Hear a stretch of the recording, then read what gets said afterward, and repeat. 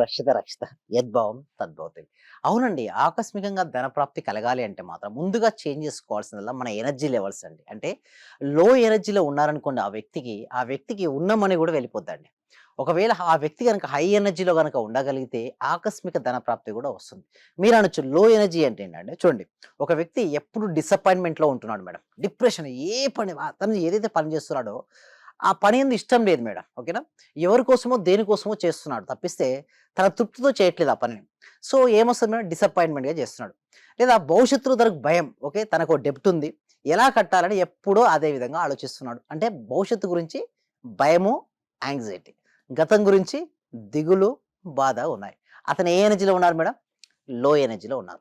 ఇలాంటి వ్యక్తికి మనీ అనేది ఆకర్షించుకోలేరు మేడం. హై ఎనర్జీ అంటే ఎప్పుడు ఏ పని చేస్తున్నాడో ఆ పనిని ప్రేమించగలగాలి.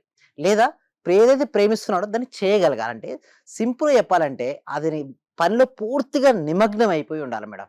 అలా ఉండగలిగితే మనీ అనేది రాబడుతుంది. ఇంకొకటి మీరు ఇందాక అన్నారు చూసారా? హై ఎనర్జీకి ఎలా వెళ్ళాలి? ఆకస్మికంగా రావాలి అంటే అప్రిసియేషన్స్ అండి. అంటే చూడండి, ప్రతి మనిషిలో కూడా ఏదో ఒక టాలెంట్ ఉంటుందండి. ఒక వ్యక్తి సింగింగ్ మంచి పాటలు పాడగలరు. ఒక వ్యక్తి డాన్స్ చేయగలడు. ఒక వ్యక్తి బాగా మాటలు మాట్లాడగలరు. అయితే ప్రతి మనిషిలో కూడా ఏదో ఒకటి ఉంటుందట మేడం. టాలెంట్ ఉంటుందట. అవును.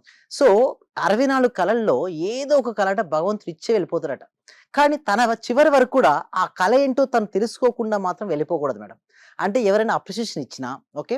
తన టాలెంట్ ఏంటో తను గుర్తించగలగాలి. అయితే మీరనొచ్చు ఎలా గుర్తిస్తాం మన లోపల ఉన్న టాలెంట్ నిజంగా ఏమిటంటే చిన్నప్పటి నుంచి ఇప్పటి వరకు ఓకే. ఎవరన్నా మిమ్మల్ని ఏదైనా ఒక పని చేస్తే శభాష్ అన్నట్టుగానే అప్రిషియేషన్ ఇస్తే మాత్రం అది గుర్తించండి. అది రాయమంటారు. లేకుంటే ఇంకొక పద్ధతి ఏమిటి అంటే ధ్యానం అనేది. ఇంకొక పద్ధతి ఏంటంటే సింపుల్ ధ్యానం. మీరు ధ్యానం చేస్తున్న కొద్దీ ఏమొస్తాయంటే ఆలోచనలయితే వస్తుంటాయి కదా! ఆలోచనలన్నీ వస్తున్నప్పుడు నేనేమంటానంటే గమనించండి ఆలోచన. ఆలోచన బలవంతంగా ఆపితే రెస్ట్‌లెస్ ఏర్పడుతది. హెడ్‌ఏక్ వస్తది. బాడీ పెయిన్స్ వస్తాయి. చాలామంది మిస్టేక్ ఏంటంటే నేను మెడిటేషన్ చేస్తున్నాను. నాకు ఎటువంటి ఆలోచన రాకూడదు అని చేస్తుంటారు. అలా ఎప్పుడు చేయకూడదండి. మెడిటేషన్ చేస్తున్నప్పుడు ఏమవుతాయంటే లోపలున్న అన్నీ బయటకొచ్చేస్తుంటాయండి. అలా వస్తున్నప్పుడు ఆలోచనలు ఆపడం గాని, ఆలోచనతో పాటు వెంబడించడం గాని చేయకూడదు. ఎలా ఉండాలి అంటే సాక్షిగా గమనించాలి.